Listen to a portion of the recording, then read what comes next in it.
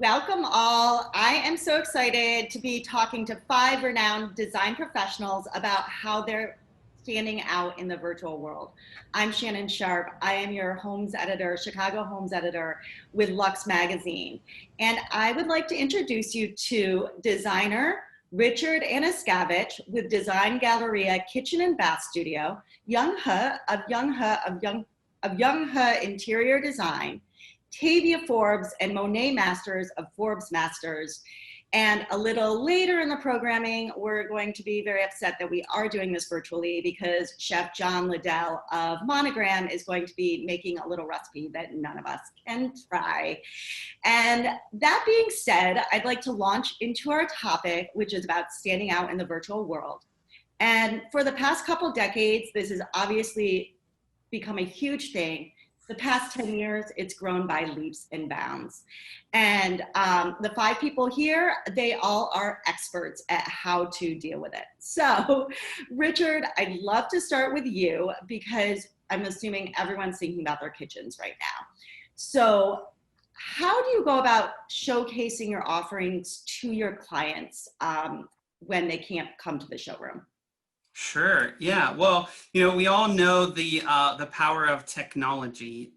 Certainly is a huge benefit to this process. So the biggest pieces that I'm sure a lot of designers are very familiar with or using in some capacity in their work now is 3D rendering. So we do have a full-time renderer on our staff that ultimately allows us to bring these virtual spaces to life. So whether the client is sitting next to us at the conference table or across the globe in another country on vacation, we're able to still give them that 3D virtual experience. We actually even have a device that allows someone to experience and walk through the room virtually. So a headpiece device that when we bring these 3D spaces to life, it truly allows someone to interact with their kitchen in a, as true of a reality as possible, given the assistance of technology. So it's been really fun to use technology of that nature and allow people to really understand a lot more clearly what their space is going to be like. Yeah, that's really cool. We are very lucky that when we're going through this pandemic right now, this technology is there because it would be that much worse if we couldn't be doing that. Young, I wanted to talk to you because I believe that you started your firm in 2007, and that was kind of, I don't know, had Instagram even started yet? Maybe early Instagram. But you now have 60,000 Instagram followers. How did you grow that? I'm sure everyone wants to know your secret. So when I started Instagram, it was like 2014, and I really was just doing it for fun. And it was just a way to like share Instagram photos with friends. It was really like just pictures of me and my friends and doing silly things. And then I was doing the Kip Space Show House. And it was the first time where I experienced people actually posting my work onto Instagram and tagging me. So it was the first time like strangers were taking pictures of my showroom or the show house and tagging me. And then all of a sudden I got all these new followers. And that was when I was just like, oh my gosh, this really has a business application. It's a way to reach people I don't know to showcase my work.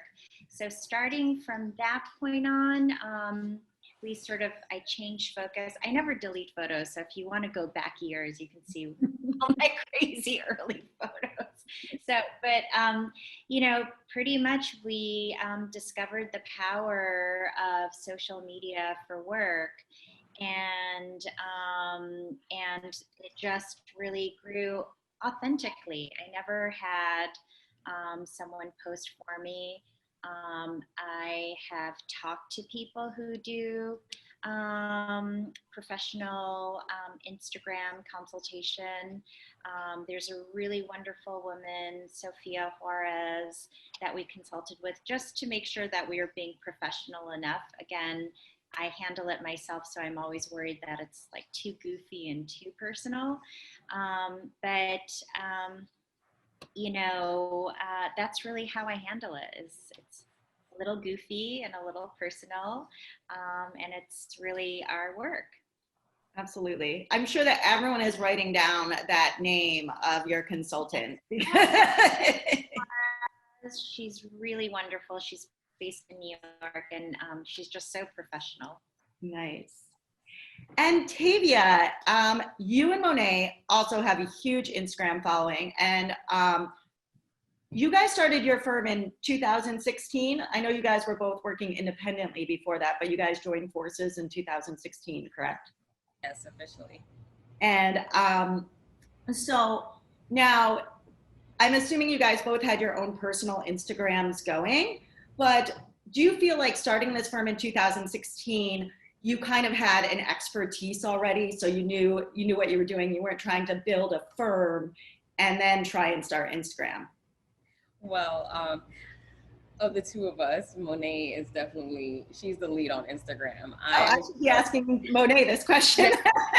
Answer this question because I'm a little hermit. So our Instagram account, I think, just continued to evolve over time as we learned what our audience wanted to see, what they responded well to. It was clear that they enjoyed seeing us. They also loved seeing the process, even in our very beginning, early stages, because we've always been very relaxed and transparent in that way on our account. So kind of opposite to what Young was saying, we intentionally try to be a little relaxed on our page, only because that's what we've seen as like, popular response when you're comparing the different types of posts. So when I started my personal Instagram account, I was just, doing the mundane task of trying to post once a day. So when Tavia and I merged and I started to manage the Forbes Masters account, we had a lot more content and a lot more things going on. So I found that we were just constantly posting and sharing. And I think ultimately that's what our audience liked, was they were constantly seeing us, whether we were on a ladder or shopping or sharing a presentation that was approved. And now it's just hard to keep up. How often do you guys post to Instagram? We try to post at least once a day. So much work. It really is so much work. You want to be thoughtful about what you're posting, and then nowadays you're thinking about how all your tiles look together. Mm-hmm. So there's times when I post something that is completely appropriate and ready to be posted. Like maybe it was a recent feature, and like there's a color that's off in terms of like the other 6 tiles. I'm like, oh, not today. Like delete that. So yeah, that's how it's evolved over time, but really just following the rules of Instagram as it changes weekly, it seems. And so Tavia, so you guys can both speak to this, as I'm sure you can, but so now let's kind of veer over to the virtual thing of how you are kind of maintaining your relationships with current clients and recruiting new ones. I mean, that's obviously probably a challenge. What steps have you guys been taking? In recruiting new clients and recruiting, like virtually, how do you do that? Well, our Instagram presence, we have a lot of business coming from that. We have, and it's traceable because on the form submission on our website, you can select how you found out about it. So that's the main lead generator right now is Instagram. So the stories that are posted and the finished products and some of our achievements, when we accomplish something and we post it, usually we do get a lot of response from that. Right. And a lot of just well wishes and people kind of feeling like they're on this journey with you. And so we have a lot of clients that we've been following for a long time, and I think we're ready to get started. And so they already know us in a sense, right, based on our personalities on Instagram. Right. It's a new resume, it seems. It's like no one goes to the website to look at your projects anymore. It's like that they're looking at your feed, and how active your followers are and what you're posting. Right, right, absolutely. Young, I'd love to kind of go off, like build on what they're saying. How are you communicating with your clients? So we also, like Tavia and Monet, have been getting a lot of inquiries via Instagram. It just seems to be the #1 way people find us. People like to Google our work thereafter. And it's really interesting. We've had a number of inquiries recently, and everyone seems to come to us sort of feeling like they already know us. They must watch interviews, watch stories, and they kind of already have this feeling for who we are. And what they seem to know a lot of background, right? Stuff like, oh, I heard you say you love color and this and that and blah, blah, blah. So it's actually a really wonderful thing. So I would say to people, definitely, don't be afraid to get a little bit personal about your taste, about what you like, how you relate to people, because it's that much less of a barrier between you and potential clients.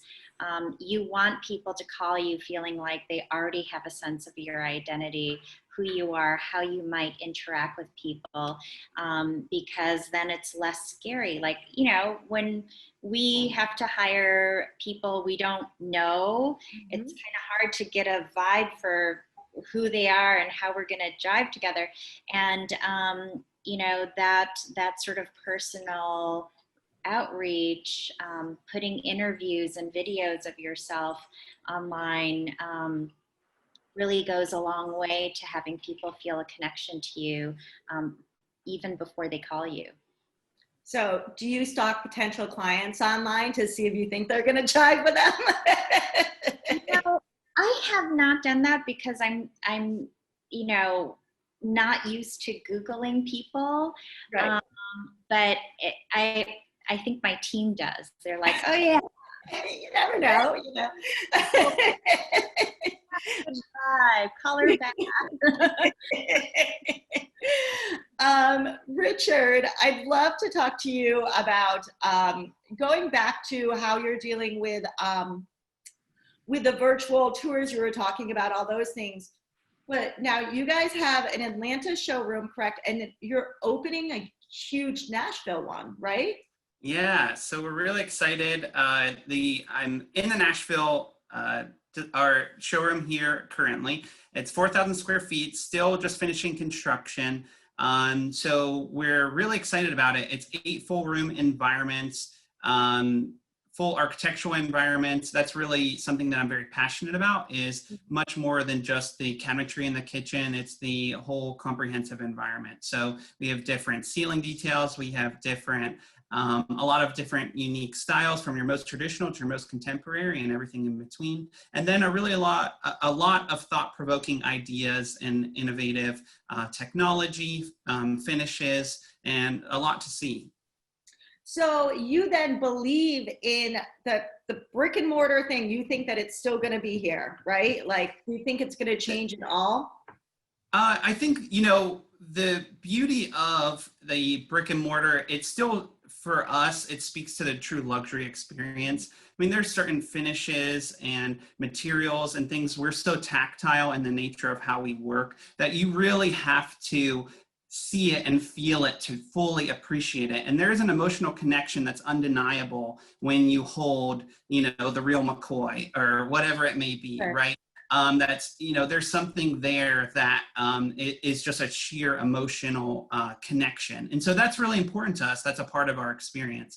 Of course, technology allows us to work in a little bit more of a hybrid context where, again, not all of our clients, we do a lot of work nationally and internationally. So of course, technology has been a huge piece of that puzzle in order to make that successful. But when it comes down to it, I mean, we really believe in the process of getting people to come here and really emerge in our brand and what we have to offer.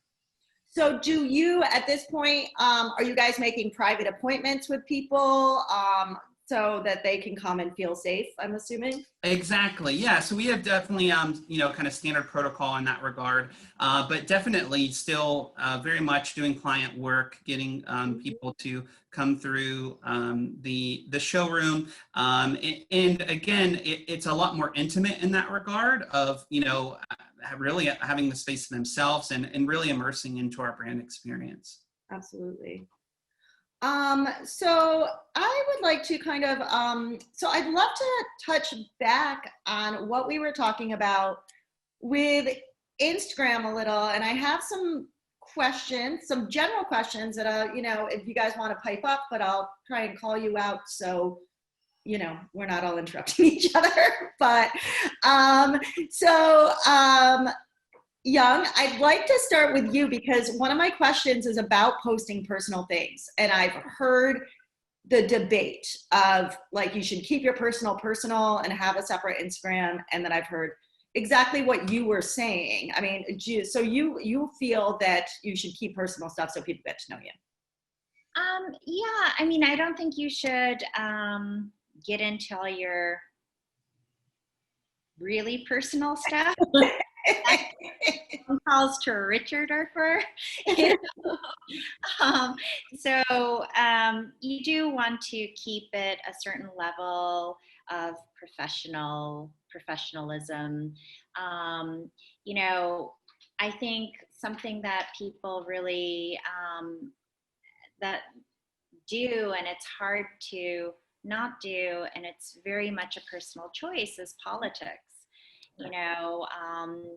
When, for instance, gay marriage was on the agenda, Black Lives Matter, all of these political issues, you may want to share, but do recognize that, that's a very personal choice. It becomes, something that's not about your business, but maybe it is. For me, I make the choice to share that. Mm-hmm. I guarantee you, as soon as I post something, I'm going to lose 100, 200, maybe 1,000 followers. Wow. But, that's a choice that you can make. And I think you have to not worry about that because, I don't know how all of you feel, but my business is very personal. I have to personally get along with my clients. Mm-hmm. And, if you don't like my personality, there you have it. Don't call me. Tavia and Monet, what about you? How do you feel about posting personal things? It's a joint thing for your company, so I'm not sure how you address that. We post personal things when we're out and about, or if we're enjoying Halloween, or if we feel very strongly about a particular matter. And this past, was it May, when we decided to post our feelings about Black Lives Matter, that was a very personal choice for us, and it was very emotional. We were feeling really down, and we're in tears. And we looked at each other and said, we have to say something. And we did. And it was a great decision. It was a beautiful response. Yes. And though maybe we lost 100 followers and then gained 3,000. Right? Yeah. That's what in my personal opinion is I don't want to ever paint this picture of someone who you're not going to get if you find me at Trader Joe's versus if you find me at the showroom. I am always going to be myself. And so I try hard to, of course, keep our lives personal on our social media page, but then there's this there's a level of personal / professional in between that we do allow for our audience to see, because a lot of what we do is personality based, and we connect personally with our clients, and therefore I think to something Young was saying earlier, they want to get to know us. That's why when they do call us, it feels like they already know us. Right. So to that same point, strong views and values that we have that could potentially affect who we work with and how we work. should be shared with our audience, because we don't want you to be surprised later. Very, very true. Yeah, people should know who the people they're working with and have an understanding. Richard, what about you? How do you feel about blending personal and business in Instagram?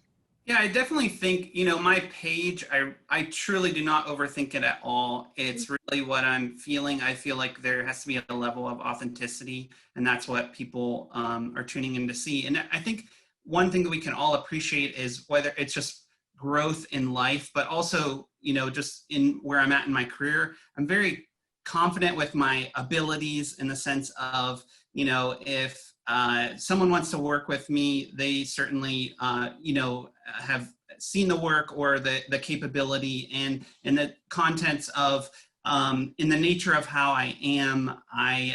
If there was something that I posted that, if they don't want to tune in or they don't want to follow, no skin off my nose. I'm not, I'm not your guy, right? So I think it's just being confident with who you are. And, again, my page is very authentic. I just believe in the power of being kind to people and being, nice, and, the energy of the world that you output comes back to you. And I think that's the, the energy that I try to output on my page. And, I just believe that, again, that's, the realities of, if someone wants to follow along, great. And if they don't, that's okay too. Right. Do you have a favorite Instagram? Oh, meaning like another page or whatnot? So I really, I love Tom Ford. He's always been a huge inspiration and someone that I follow. So I think as a brand, I just love their imagery. I think they're super smart with how they're extremely cohesive in their, brand identity and the way that they shoot their beautiful, materials and goods and things of that nature. I think they just have that beautiful golden thread that's very identifiable and something that I really admire. Right. And what about you, Young? Do you have a favorite Instagram? I love Accidentally Wes Anderson. It's like one of my favorites. I just think it's so brilliant. Oh, awesome. Everyone's going to have to start following that. What about you, Tavia and Monet? Do you guys have, each of you have something you love to follow? Nothing that makes sense. I personally, I just love animals. Kids and puppies, that's all I need. Yes. It's true. Sometimes I'll get on our Instagram account to post, and there's nothing but like dogs in the feed. And I'm like, Tavia, you have to switch over to your I love that. I love following furniture design profiles and pages in general. So sometimes you'll have a page that will display several different brands. I probably lean more to those profiles just to get like an influx of diversity when it comes to like just the general topic of furniture design. I love to see the architecture of it. Right, absolutely. And do you guys have a wallpaper design coming out? Am I making that up in my head, or did it just come out? We have a line with Mitchell Black. That's very exciting. Congratulations. Thank you. I'm trying to, do you guys have, when you're working virtually, do you guys have a favorite technology? Do you Slack, Microsoft Teams? People are all trying to figure that out right now. With interfacing with clients or internally? Well, with clients or internally. I mean, when you're trying to work with people virtually, whether it's, your employees or whether it's clients, and how you're communicating. Trello has been a big help for us in just general project management and just kind of organizing tasks internally within the team. Other than that, Google Drive just was a great dump for ideas and things. And then Zoom or honestly FaceTime with our clients, where we're so personal with our clients, and a lot of them are repeats, and so we could be personal with them in that. And to speak to the Trello it helps us to stay organized, but we also can invite our clients on those boards, so they are constantly seeing updates on their projects.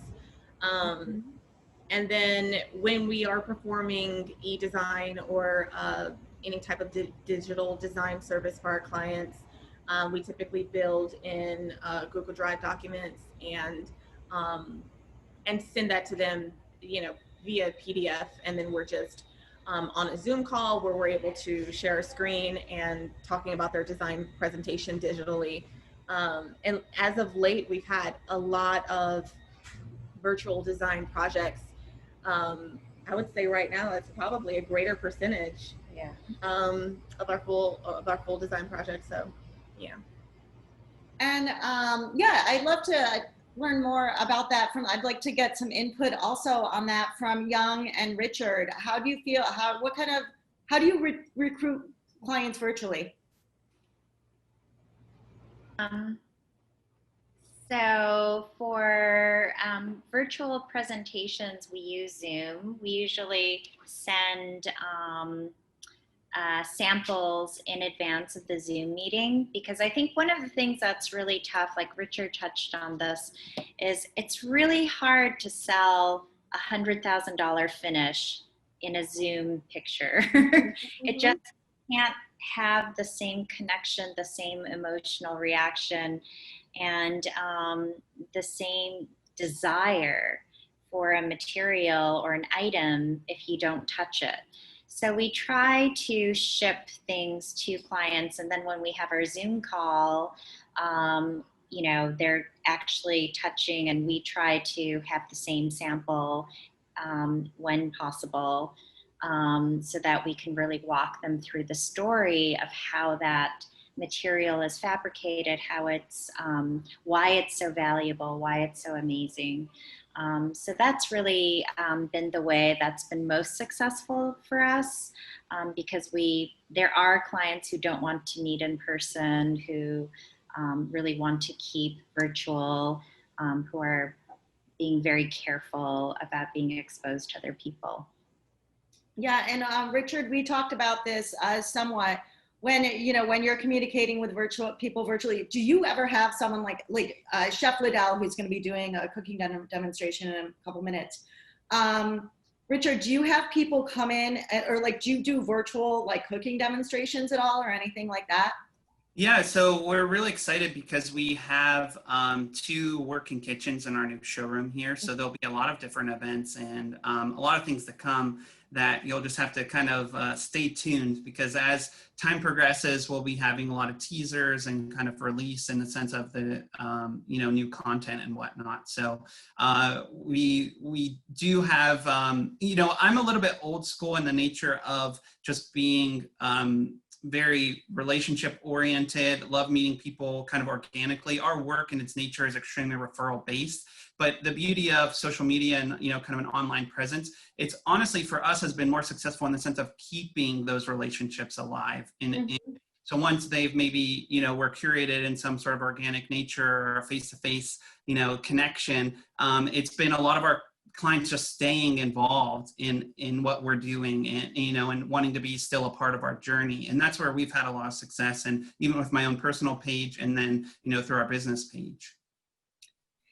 And I want to shift over, because I've enjoyed talking to you guys so much right now. I would like to kind of shift over to Chef John Liddell, who's gonna make us a little, make something that we'll all want to eat. And then, because we have a lot of questions, so I want to make sure that we have time for this Q&A, because everyone wants to ask you guys stuff. So Chef John, he is the chef with Monogram. I'm sure all of you guys have worked with Monogram. And so I can't wait to see what he is creating for us. Chef John, are you there? Yes, I am. Can you guys all hear me? Yep.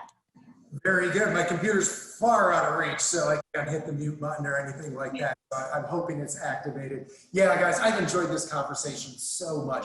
Reinventing ourselves, it's something we do all the time. It's not normally forced, I think, as much as we've done it lately. And I'm really reaching for my creative side and how I get my art, my craft, and my flavors, and what really drives me as an artist and a creative person to my customers. Because like you all mentioned, that first interaction with the customers in person has been so important in the past to build that relationship. But now I'm realizing that I can really touch each and every one of those individual customers consultation, through a virtual demo. I'm working with people at our hearth oven that made their fortunes making pizzas, okay, having pizzerias. And they're going, well, what else can I do now that I'm retired? So I'm connecting with them. I'm trying to make sure that everything I do here on camera pops in people's minds, that it really speaks to every individual. That's why I brought you this sweet yellow pepper pasta dish today, because you gluten-free, dairy-free, vegan, I throw all those dietary terms at it, it'll stand up to it. But in the same respect, I can also take it and make it mine, the way I like to eat too. A little butter, a little cream, just make it a little fatty for Chef John, who was born in Northern Michigan, farming and deer hunting and all these meat and potatoes kinds of things. So to reach out and connect with my customers has been an absolute pleasure over the last few months. Do I miss having Richard and some of the other folks sitting right here in front of me and sharing a glass of wine and breaking bread with them? I sure do. But I know that some of the things we've created here at Monogram are still hitting home, are still driving our business and still getting our point across, even though you can't take my Italian tuna tartare and put it in your mouth right then. So I'll elaborate a little bit more on that, because that's one of my favorite things that we've done in the last few months that I do want to share with you. And I hope you'll join us, maybe next week or another time to exactly see what we're doing. But this sweet yellow pasta sauce is actually something that I created, or I did not create. Oh my God, how awful of my plagiarism right there. I discovered when I was in Panama for like maybe the 10th or 12th time. One of my favorite countries in the world. Love the people, the cuisine, everything about it. And this chef at this little seaside, of course, Italian restaurant comes out and he tells me about this yellow pepper pasta dish where he just starts with olive oil. And after we put the olive oil in, he says, you could add butter, but you don't have to. And then we go into the sweet yellow peppers. The Caribbean nations, South America, there's so many great peppers in the world. And those hot climates that are huge in humidity really bring out the flavor. I don't live in the Caribbean anymore. I did get to spend 6 years of my life down in St. Thomas growing habaneros and cooking with those. But now I grow my own sweet peppers. So these are my own sweet peppers. And when we add them to a nice sweet onion, remember yellow onions, and then we got Vidalia onions. I kind of stick to those two varieties. Sweet onion is a little more acidic, stringent in flavor. The sweet onion is the one that'll caramelize. It says sweet, guys. It'll have sugar content. It'll caramelize. A lot of oomph, a lot of flavor. We need things in our lives that don't make us work so hard, just make us look good, right? So that's what I try to stick to in my cooking. A handful of ingredients that really speak well to the consumer. On induction cooking here, it's nice I can swipe right up and bring this heat up 5 times faster than gas. Why is that important? Hello, virtual world. I gotta get 20 minutes, 30, 40 minutes worth of work done in 15 now. So the other thing is, after I'm done, maybe people didn't realize 5 minutes before we started this call, I just finished the last one where I made 2 totally different dishes. Well, induction's where I want to be too, because cooking, yeah, that's right, it's a messy sport. Things happen, things fall out of the pan. So if you have a cooktop that supports that supports you running off to taking care of how many other children you have and how many different virtual worlds around your house, you need a cooktop that supports that. This one allows me to make a mess, clean up real quickly. It allows me to step away and actually burn a pan and it will turn off. So I never have to worry. So this supports not only the real life John, but the virtual world that we have to live in. We have to start thinking about the technology behind our appliances to support what we're doing otherwise. So even when we're not in the virtual world, I can connect with this cooktop. My oven's behind me with my smart app, turn them on, monitor things. So again, that helps me survive. That helps me exceed the expectation. Where it used to be, man, John fed 150 people at one time and spoke to them all. Isn't that great? Yeah, it's great until the next day you have to show up and do everything virtually. And when I do it virtually, I'm doing shopping lists now. I'm sending shopping lists. My recipes are more detailed. The verbiage, because I might not be in front of everybody. Things are being posted. I need to have a great team around me. I said how many times I'm a chef. I don't get it. I mean, I'm on the computer so much now and my eyes are crossed more than I've ever been before. I need a team of a marketing department to make my recipes look great, to post things in the comment section, to do and elevate me in a way that I can't handle on my own. So guys, after a few minutes, I think about 6-8 minutes, and we're gonna share this recipe with you. We got the onions, the garlic, the yellow peppers, all starting to break down and caramelize. One really cool thing about this is don't use table salt. I know it's been said before, but I know we've all got caught up in all of our bread baking during the pandemic, and we probably forgot how to just like cook on our normal cooktop. Don't use table salt, guys. Use kosher salt. Get flaky sea salts. Things that make you excited and add texture. You're all designers out there. You ever design something and say, hey, I'm looking for no texture in it? Come on, no. We need a little bit of pop. So use every single ingredient as your little bit of pop, something that makes it special to you. One thing about the salt that I love, and I have no more of it because I can't travel right now, is there's a salt pond down in St. John. And my buddy collects the sea salt off the rocks, saves it for me, and I bring it back. It is the most delicious thing, but you know why it's delicious? There's a story behind it. I still connect with everyone virtually because there's a story behind the peppers I grew. There's a story behind the salt that I use. And although you can't taste it, can you picture yourself along that salt pond with those salty rocks, scraping it off into a glass jar? Yeah, I sure can. And I can also taste it when I do that. The other thing is you don't always have to use black pepper. White pepper for cream sauces, white pepper for things that are velvety, but it is much more finely ground and intense. So a little bit, taste, let it go 5 minutes, a little bit more, taste again, and you will not overdo it. Guys, I'm getting ready to move on to the final step in this process because I want to hear all those questions too, because not the expert on virtual, but I think together we all become much better at it with questions and interact and turning on those cameras and letting the people know on the other side that we're here, we're interested, we want to be a part of this. So the last thing I have to do with this sauce, because remember, there's no cream in here, there's no butter, there's garlic, there's no dairy. All I'm doing now is ensuring my dietary restriction is taken care of as well as my palate. And that is by having the right equipment. Not only the induction cooktop, 5-in-1 fancy ovens back here, but high-speed blender. We don't make this high-speed blender. I won't say the name or anything like that. But when you're vegan cooking, you need to pulverize, you need to puree, you need to make something creamy without having cream in it. You need a high-speed blender. So when I take this over to my high-speed blender, and we'll pretend that it is zizzing away right now, what we actually get is the creaminess. This is a yellow pepper pasta sauce with no cream. I will eat this every day of the week. Squeeze a lemon in there, fresh ditalini, pappardelle, gnocchi, you name it, that's what I want it on. You take this sauce, and if you don't eat dairy, but you eat meat, put it on chicken, put it on scallops. The list goes on and on. Today, I've got that nice gnocchi, right? You take that sauce,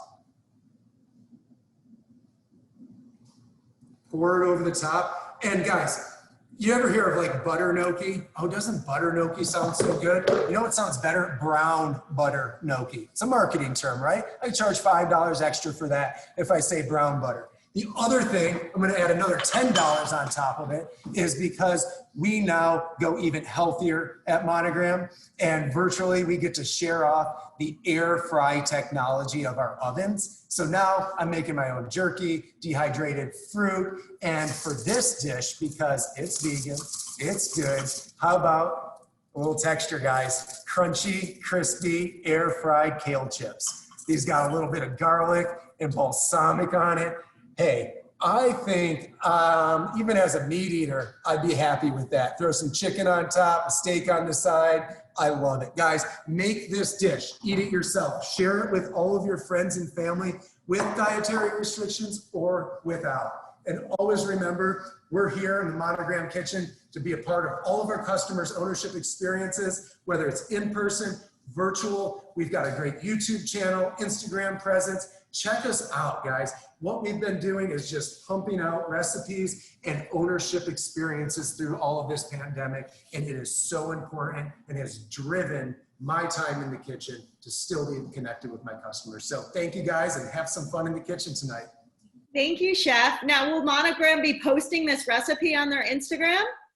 Oh my gosh, yes, absolutely. We will post this on our Instagram, and we'll make sure we get it out any way that you guys need it. Awesome, thank you. I definitely have plenty of vegans and gluten-free and dairy-free people I need to be cooking for. So. And folks that just need to eat a little healthier. You right, know? exactly. Okay, so we have a lot of questions, it looks like. Well, maybe most of them are just telling us how fabulous you guys all are and how much they love you. I follow them and I love it. Hi, Richard. So let me kind of scroll through here. I'm sorry. Do you have I loved your Black Lives Matter post. It grabbed my heart. That's wonderful to know that you guys are influencing people that way. Tavia, your Instagram shows more personal than business pics. Is this on purpose? Not really on purpose. I think Forbes Masters does a great job of posting all of the business accomplishments, and sometimes I feel like posting what I want to post. Maybe something with my dad, friends, family. It's just what I want to do.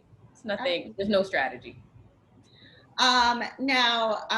This is an interesting question because I have been wondering about this myself, and I'd like to get each of your input on this. How do you feel about TikTok and how it can impact your business? I'm not even on TikTok, so I know nothing about it. Monet, do you have any? I'm not completely sure what TikTok is. It just seems like another Vine. Yeah. It's just videos. I'm not sure how we would use it. I definitely enjoy the videos and like to see TikTok used. I just haven't thought about exploring it for us or how it could benefit us, but would be interested to hear. Absolutely. What about you, Richard? What do you think about TikTok? So I think, it's like any early on platform, right, where it's caught a lot of attention and a lot of activity, but it's still so new. So, in the sense of, who will be the first to kind of harness it and make it that's, a kind of a savvy business move for them in our industry, like hats off. I think in the nature of it for me, I have a young niece and nephew who are very sweet, but they were trying to show me some of those dances, and it's I'm a little bit past that time, I think. I don't know. So, I think in the nature of it, again, like if you can find your angle, just like any of these platforms, make it authentic to you, then I think of course you're going to gain an audience, and there's no question that these are powerful tools that can be successful. What about you, Young? Have you jumped into the TikTok world? I have not. I like watching it. It's really fun. It's yet another time suck. So I try not to get onto it too much. But, Instagram is really interesting. They know that people really are enjoying these short videos. So now they've released Reels.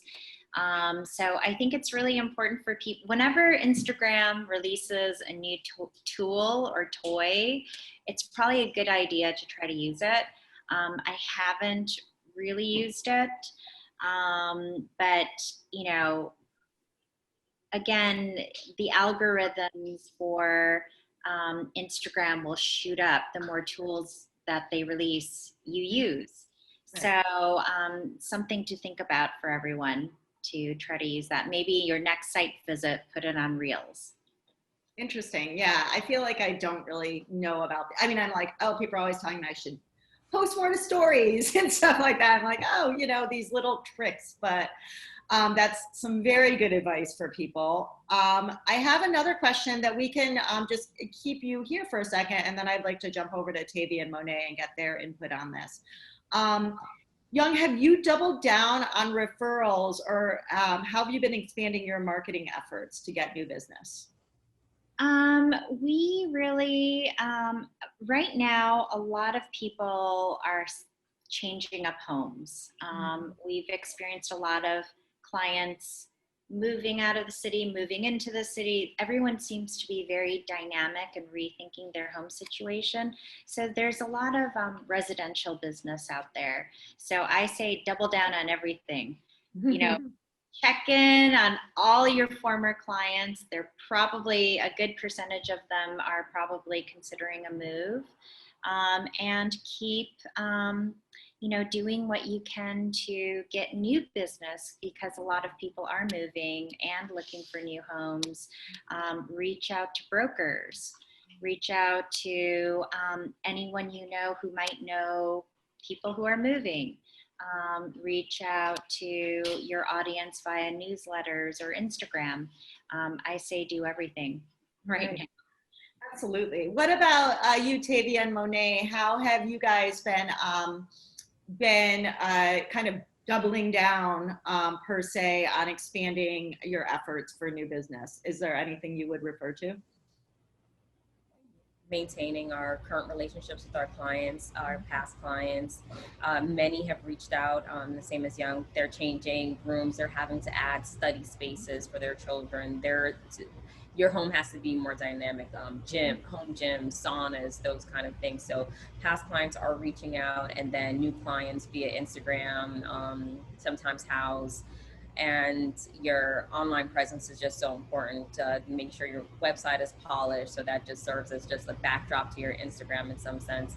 And it is a personal business, so on all ends, like how you meet people out and about. I mean, it's very hard to meet anyone out and about nowadays, but still can. And I think also LinkedIn. Someone keeps mentioning LinkedIn being Oh, really? No, that's interesting to me. I would not picture that, but maybe it's because I'm not really big on LinkedIn. People are reaching out via that. That's really interesting. Neither are we, but we get these little updates that say someone's noticing you, or there are more people kind of looking at that. So just kind of updating it, just to make sure that it's there. I guess it's like a resume. Right? Yeah. I guess, you know, Monet was saying that, you know, Instagram's your new resume. I guess you guys have all sorts of resumes going on. We all do, right? Everyone's, you know, you have your website, you have your Instagram, you have your LinkedIn, you have all this stuff that that's where people can really, you know, Google you and find out everything and see if that you're someone that you're people they want to work with. Engagement on your websites. Usually our websites with Squarespace, and when there's a new article, you go back to that and see how many people are following that, and then you take a look at kind of the times of day, and so it's a lot on that. But it's good to know where traffic is coming from. Right. And actually, do you guys like Squarespace as far as like your website? You know, is that something that you think is pretty easy to use? It is easy to use. There is, I always say, like a slight learning curve every time I go to update something, because they make it so they don't want you to change the format. So sometimes I've had to call like a graphic designer and just to like punch in a code just to change something that I want. But it can be frustrating, but it's a great way to do like a really quick portfolio. And then once you learn more about it, then you can add some more dynamic things to it. But there's a slight learning curve. But absolutely, yeah. Richard, I'd love to kind of touch back on your new showroom. And, you know, that's, you know, when people are asking about, you know, the doubling down on stuff, I mean, are you guys just really, are you focusing on repeat clients? What is your focus right now? Yeah, so it's definitely, as I mentioned, you know, for us from the social strategy is really keeping, maintaining a relationship with former clients and things of that nature. And so it's really keeping them informed and our friends and colleagues in a sense of starting to put out teasers and things of, so they start to understand what we're doing here. Obviously, in the nature of any type of social engagement, you know, there's a little bit of, you have to have a little mystique built into it to keep people enticed and we ultimately want them to come here and check it out and see it in person, because we know that that's truly when, again, you get that full immersive experience. But as far as actually getting people here locally, definitely very word of mouth, you know, referrals and things of that nature. That's in the nature of what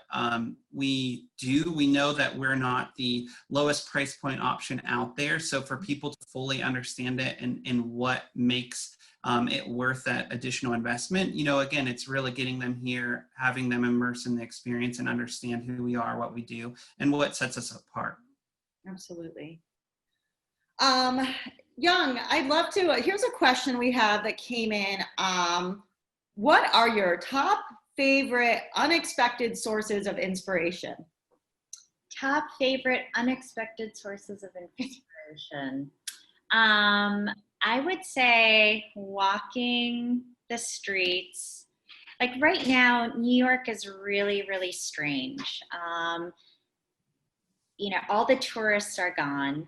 And it feels like we've gone kind of back to the 90s. It's a little grittier. There's like storefronts that are boarded up and people are graffitiing. You know, we have outdoor dining now. There's like dining in the streets. It just is a little disorienting, but it's also very creative. So I think I've been really inspired by some of the strange things and goings on in the streets. People are making like little houses outside. I don't know what they're doing there, but there's just a lot of interesting ideas that we haven't seen in New York for a really long time. I think, you know, limitations and problems create creativity. So just being in this really weird space has really actually been oddly inspiring. Wonderful. That's really, yeah, it's a wonderful take on it and trying to find something within all this that's kind of going on. Tavia and Monet, separately, I'd love to know which each of your kind of top forms of inspiration are. I would say for me, I've had a lot more time to meditate and do yoga and kind of reestablish that habit in my daily routine. And I'm fortunate enough to have an amazing view of beautiful trees and watching the leaves change as we change season and just spending more time with nature. I like to go on really long walks. Like sometimes my walks are like 4 to 6 miles. And again, watching the trees, the pavement, just things that we don't really see here in Atlanta because we're not on foot often, is kind of what is stemming from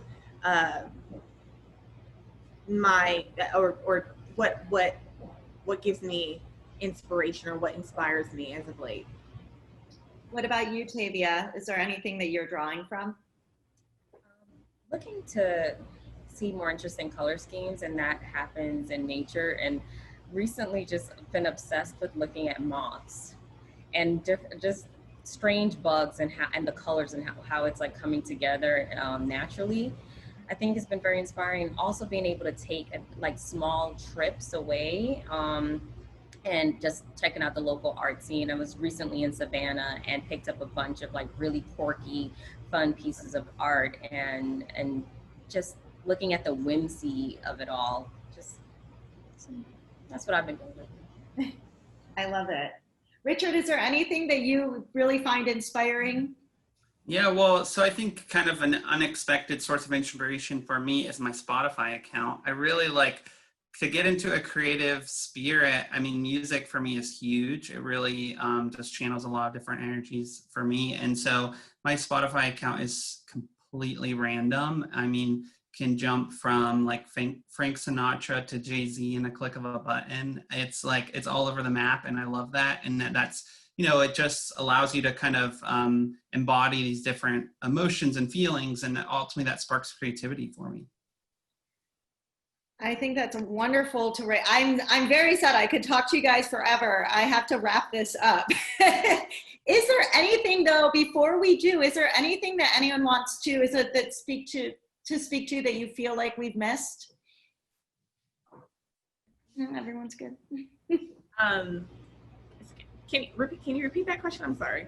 Oh, sure. Just if there's any kind of thing that you feel like you wanted to touch upon that we haven't had a chance to, whether it's, virtual work, Instagram, design inspiration, anything that you wanted to add, feel free. I just want to say thank you to the person that told me to check out the Butterfly Company. There you go. Perfect. I always like to remind people, things always look perfect and great online. That's the purpose and the intention. But always stay true to yourself, because that will never change. You will always be authentic with just sharing who you are in that season, in that day. And that is enough to grow your business with a little filter and help, as Young said. You don't want to be too raw, but just be encouraged. And it doesn't take a lot. And yeah, I hope that our individual profiles can hint at that and help guide you in building your own. That's such an inspiring way to end this talk. Thank you so much. I mean, yes, I think that's something that we all need to keep in mind. Thank you all. I've loved talking to you all, and enjoy the rest of your week. I know there's still some more Design Chicago panels going on, so check them out. And that's it. Thank you so much, guys. Thank you for having us. Thank you. Thank you. Thank you so much, guys. Bye.